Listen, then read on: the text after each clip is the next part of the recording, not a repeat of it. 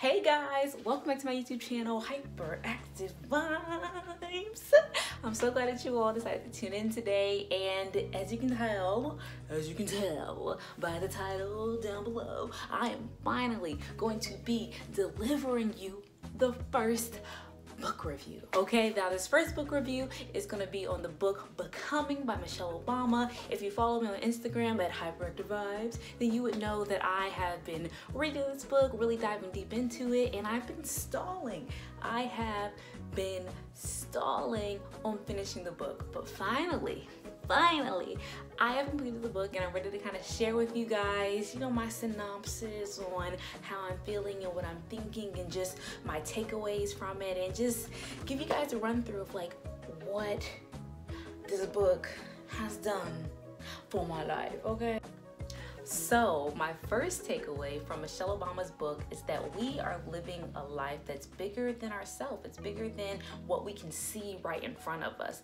And it's really easy to get caught up in just like what you're seeing right then and there and not really be able to take your own blinders off and look at the big picture. And in Michele Obama's book, she kind of talks about that in terms of her vision for her family versus the vision that was actually about to take place around her and the impact that her family was actually having. And she goes through the process, she takes you through her journey on discovering that, hey, yes, I need to fight for the picture that I have and the vision that I'm on with trying to maintain a stable household and continue on a legacy for my family. But at the same time, we are a part of something bigger, and the impact that we are having is like it's bigger than what originally we thought, originally what she thought, and it's just affecting a lot more people's lives. So the first takeaway is that we are living a life that's bigger than ourselves, that's bigger than the pathway that we have set.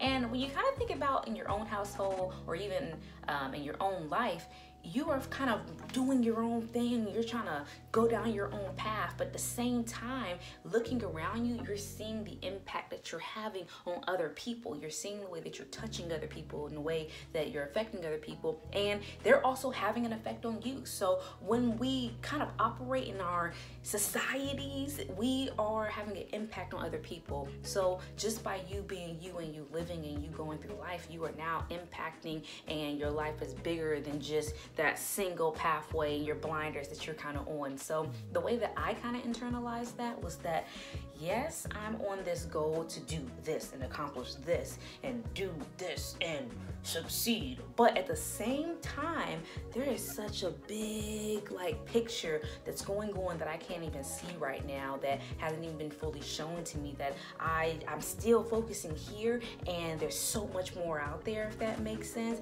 that I'm impacting, that I'm affecting, even if I'm just doing this, or even if I start to open up my perception and my blinders a little bit, that the impact that's going on is bigger than what I can know, or bigger than what I do know at this very moment. So it's just very interesting, and kind of internalizing that and thinking about my childhood, the fact that I like grew up in a small town and then like moved to like a city and then moved overseas, like that whole impact and the people who saw me going through that, and the experiences that I had, and in those experiences the people that I've been with, like it's just been a bigger journey than what I know. Like my impact is bigger than what I truly know.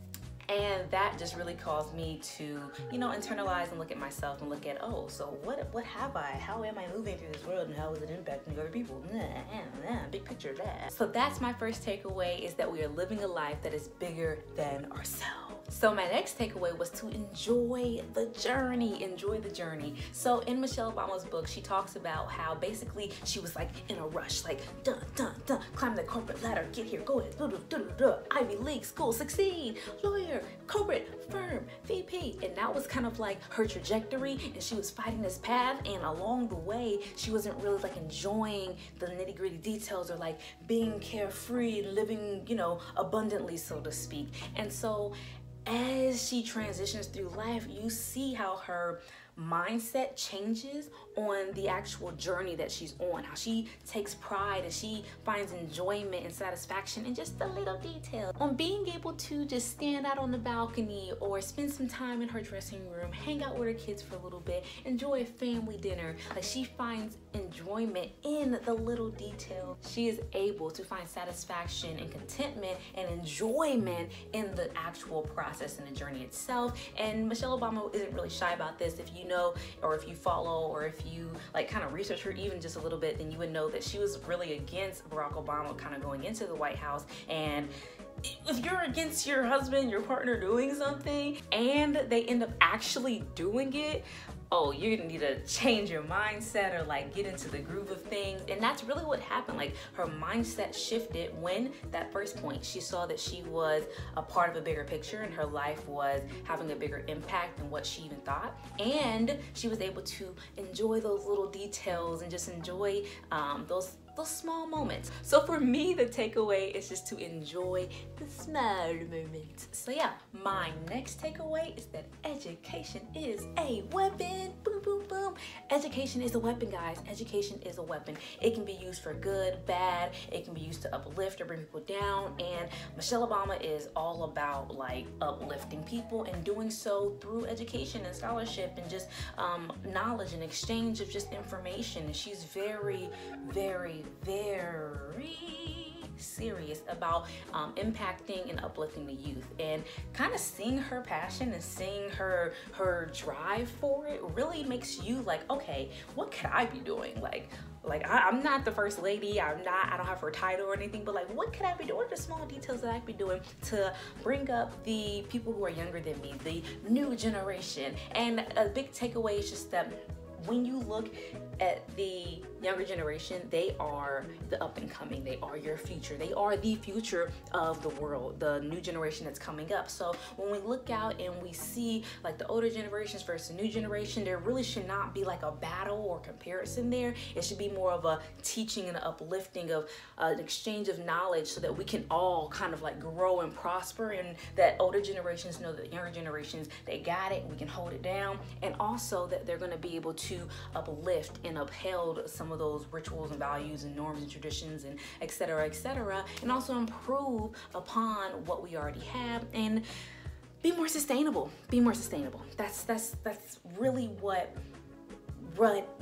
the message is for me, and that's the way I've interpreted, is that education is a weapon and that it can be used to fill in the gap between generations, and then also to uplift the younger generations so that they're able to also just make the world better and just sustainability, okay? And the takeaway for me was that education is a weapon, and that I am blessed enough to have gotten an education and have like literally be in college and have an abundance of opportunities. So I need to use these new tools that I have to go out and boom, boom, boom, change the world. My next takeaway is that support begets opportunity, meaning if you have support, then you have opportunity. What you need is to support the foundation to get to where you're going, even if it's not in the traditional way, whether it's through teachers or a family member or friends or a coworker, whatever it may be. Having that support can change the trajectory of your life and give you way more opportunities than you even thought was possible. In Michelle Obama's book, she talks about how she is not special, she just had more support when she was growing up. There are plenty of girls who she kind of mentions in her book, and she kind of hints at being more suave, more savvy, more whatever than what she was. But it's the fact that she had support that she did, that she was able to get to where she is at. The support of her family, of her friends, of her co-workers, of her peers. She was able to propel her life further. It's because she was just given the support and given the resources to get to where she is, that she is there. So support begets opportunity. When you have that support, you are able to achieve and have more opportunities that you can possibly, grasp and get to. That said, all of these things tie into her overall fight for women's rights and girls' education. And it's with these two things that she just makes it clear that, hey, I'm not different than you, or you. I just had some support. I just had some resources, and I want to do the same for you because we all deserve a chance. So hey, I'm gonna start this program, and we're all gonna go in the White House, and I'm gonna teach you guys. I'm gonna give you guys some mentors, and we're going to just grow together. I'm gonna give you guys more resources and more support than you ever thought was possible. So let's do it. Let's do it. Come with me. Balance is a perception. It's a perception. It's a perception. You are never truly balanced, okay? You're never truly one with the world, okay? But we are always trying to like reach a certain level of balance that is just kind of like, it kind of makes you think like, who said that life is balanced? Who said that? Who said we have to have a balanced diet? Who said that? Who said the government? The government? But no, on a serious note, balance is a perception based off of whatever things you may have in your life, whatever responsibilities, the lack of, the more, the changes, the evolution, But no, on a serious note, balance is truly a perception. It's truly how you're viewing it and what you prioritize at the time. So if you are, like myself, if you're a college student and you also work and you also, you know, have several hobbies, hello guys, then balancing these things in my life is truly a perception. Because in my mind, I'm not balanced at all. I'm all over the place. I'm too far here and too far there. But looking back, 5 years from now, if I'm looking back, I'll be like, oh wow, I really had a handle on things. Or younger me would be like, oh, I don't know how she's gonna do it that. Oh, I can do that easily. It just really depends on your perception and the way you're viewing things. So all in all, balance is truly a perception, and based off of when you get older, when you get younger, and where you are sort of in your life at this very moment, balance is a perception. It's all about the way you are looking at the situations that you're in. So yeah, my biggest takeaway is that balance is a perception, and that as long as I am kind of fulfilling myself and whatever that I mean for myself, then I'm doing a pretty good job. And I don't necessarily have to be balanced in the traditional way to personally feel balanced internally. My next takeaway is that it is in these new situations that we learn more about ourselves and more of what we're capable of. So Michele Obama talks about how she did not want Barack to run for president. She did not want that. She did not even want him in politics because his schedule was so crazy. But when she was put into the new situations of having to campaign for him and having to go and be basically his advocate in the political race, she took on the role and she destroyed the role. She destroyed the role. She found out that she was capable of so much more. She found out that she could balance work, she could balance family, she could figure out her tactic. She figured out that she was so much. She figured out that she was capable of so much more, that she could play a bigger role, and that she could like basically reach new heights that she never thought was possible. Like imagine running a segment of a campaign and literally reaching hundreds, if not thousands of people.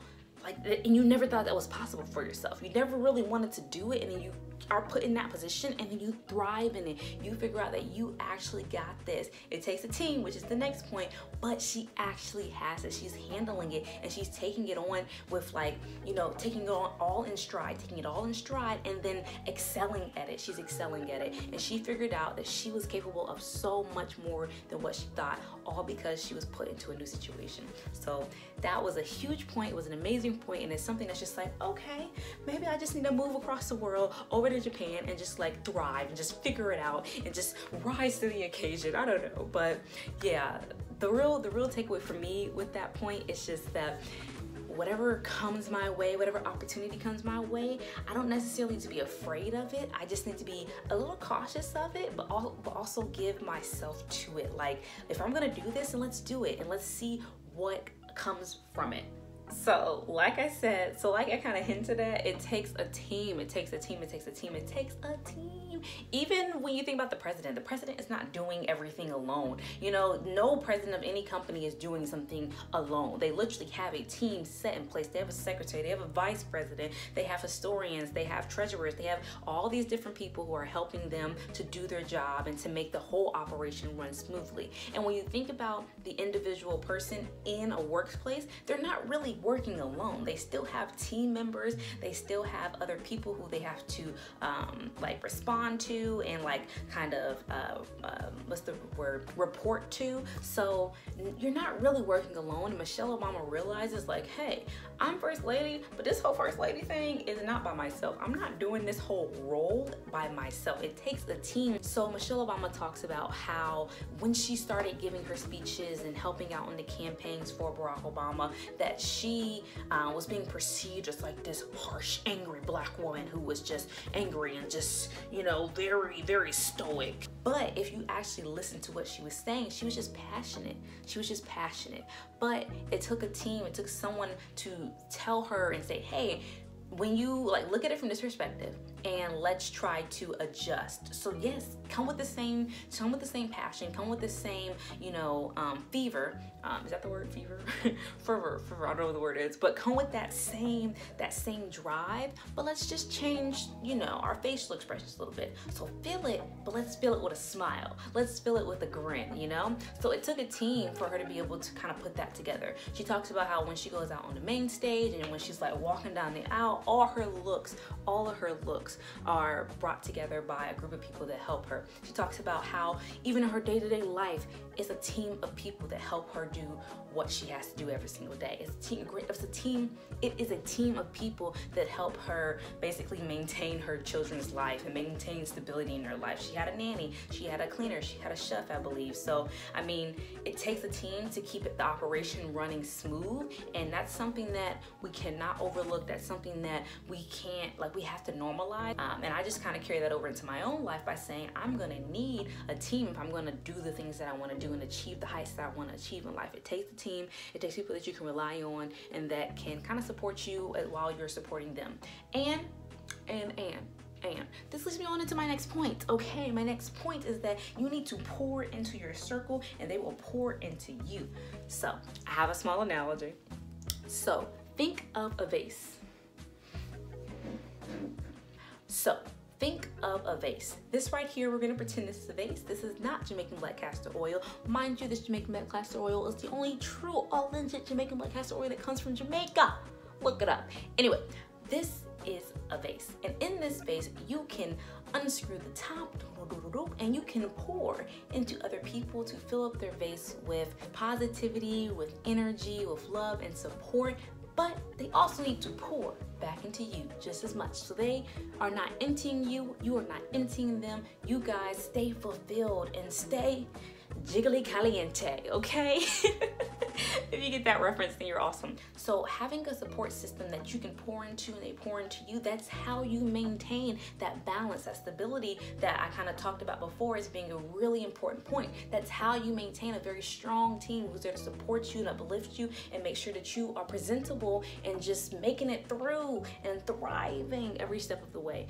In her book, she speaks about how she has a girls retreat. She has a girls retreat with some of her closest friends, and like it was just so cool because the way she describes it, like I can't even retell it properly. So just like you just have to read the book because she does such a good job at describing and just telling her story. But she has a girls retreat for them and all her closest friends, and it was just something that was just like, okay, like that's the literal like the physical form of you like highlighting and you like pouring into your friend in your circle. So I'm gonna put this bottle down and we're gonna hop back in.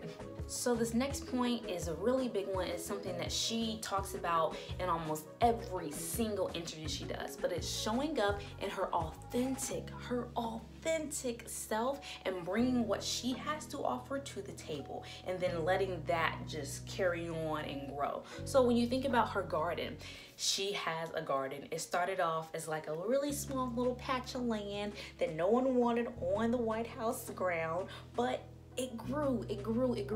She poured herself into the land, literally pouring herself into the land and having something fruitful grow. She poured her passion and she poured herself into the garden, and she was able to connect and bring in the youth, young girls, young boys, just young people, and to showcase, hey, we got this. Look at what you guys can do if you have those resources and have that support, kind of culminating and pulling everything together that she stands stands for in that garden. And if you look at it today, I believe it produces, she said, like over 200 pounds of vegetables and fruits. So that's amazing. And it's something that probably would not have happened if she didn't stand in her truth and be authentic to herself and show up 100% as well as she knew she could be, to make sure that idea came to fruition and she was able to execute and kind of drive the narrative of that mission. So yeah.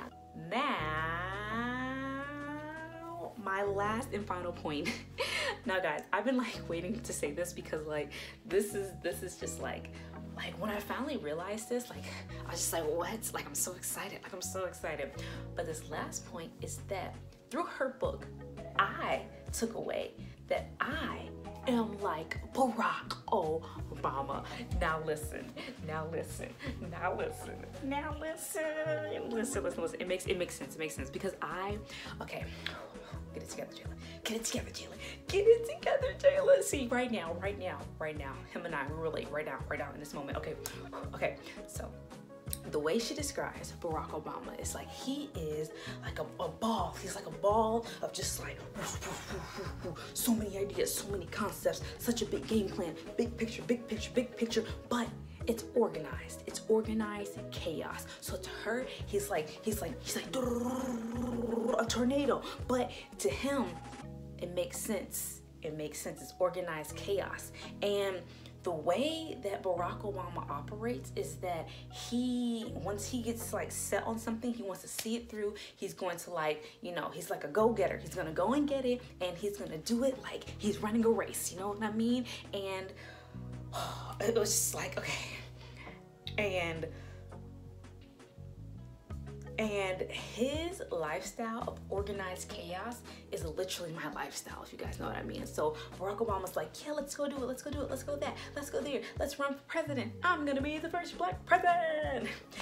She just talks about how his mind is always on go. Like he's always thinking of a new idea. He's always trying to innovate. He's always like thinking of the bigger picture, thinking of others. Just like he sees the world on this like big grand scale that's just like, oh my God, so do I. Like we relate. And we're Leos.